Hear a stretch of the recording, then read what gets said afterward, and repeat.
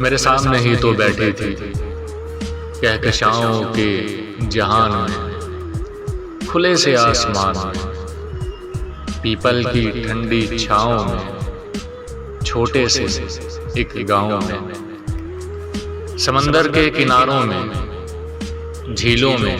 और धारों में, है अब भी मेरी यादों में,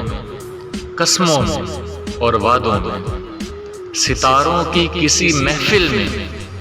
है मेरे पागल इस दिल में। जब दिल पे हाथ रखा था एक ख्याल में चेहरा उतरा था, वो ख्याल था कि पैकर था, कि पाँव भी थे और सर था, वो शाख सी कलाई थी आसमान से जैसे आई थी, वो झील सी गहरी आंखें थी पर ख्वाब कहाँ से लाई थी, रोशन सी सूरत थी चांदनी की वो मूरत थी, बाजू में एक कंगन था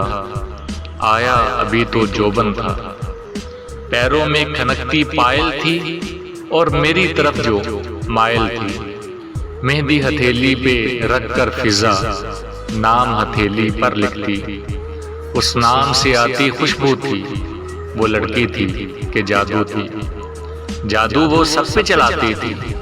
जिससे बात करती उसके दिल में उतर जाती थी।